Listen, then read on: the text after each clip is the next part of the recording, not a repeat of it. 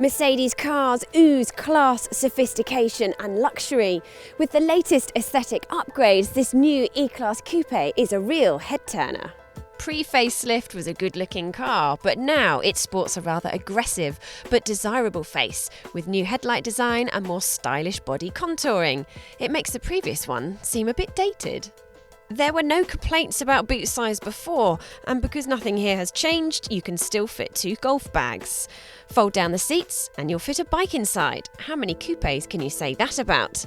How practical is your car? We'd like to hear from you, so why not tell us by clicking here or visiting driverpower.co.uk. The back of the E-Class Coupe offers the same amount of comfort and room as before, although if you're 6 foot you may find headroom a bit of an issue. But there's plenty of legroom and you can even tuck your feet under the seat in front of you.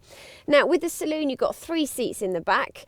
The middle seat was pretty much non-existent, so they've taken the decision to put 2 cup holders and a tray in the coupe.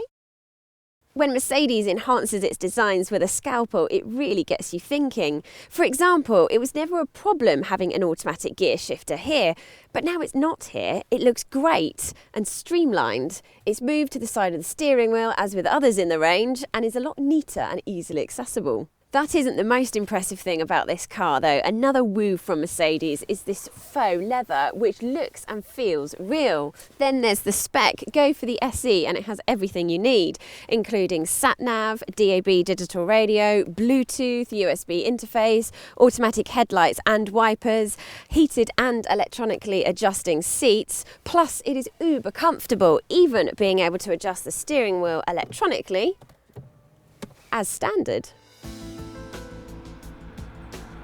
The adaptive suspension is brilliant, absorbing lumps and bumps, yet at the same time offering a good level of cornering ability. With its wide stance and low driving position, you know instantly that you're in the coupe as opposed to the saloon. Just like its saloon counterpart though, Mercedes has done everything it can to minimise the risk of getting into an accident, including cruise control that steers and brakes for you, collision prevention assist, and a drowsiness sensor that detects a loss of attention from the driver. So if you're feeling tired, it tells you to stop for a coffee. See, that's even more effective if you were sitting in the passenger seat and not attached to the tax disc holder. You really thought I was falling asleep there. No, really, you did. All joking aside, it's pretty reassuring to know the standard safety equipment is this good. All cars also come with 9 airbags, anti-skid control and blind spot awareness. Whilst you are cruising around in utter safety, there are plenty of engine choices to keep you happy. The pick of the bunch being the 350 CDI, getting the car to 60 in just 6.4 seconds and returning 47 miles to the gallon. The new top-of-the-range 3-litre turbo V6 petrol is £7,000 cheaper than before, better on fuel and only a tenth slower to 60 at 5.2 seconds. Like with everything though, there are downsides. Although Mercedes has mastered the traction control so it's not too invasive, yet still it's a good cruiser, and the trade-off in handling means it's more comfortable at motorway speeds. It's not as much fun to drive as a BMW 4 Series.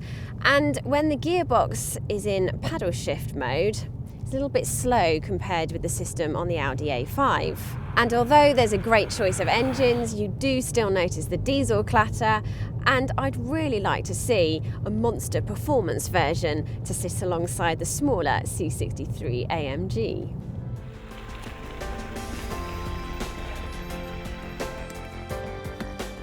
Having said that, I'm not put off, and neither should you be.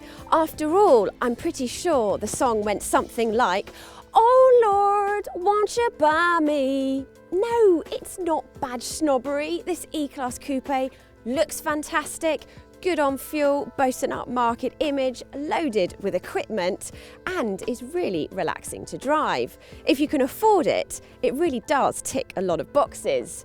However, before you make up your final decision, take a look at the Audi A5 video here, the BMW 4 video here, and don't forget to subscribe to our Carbuyer channel by clicking here.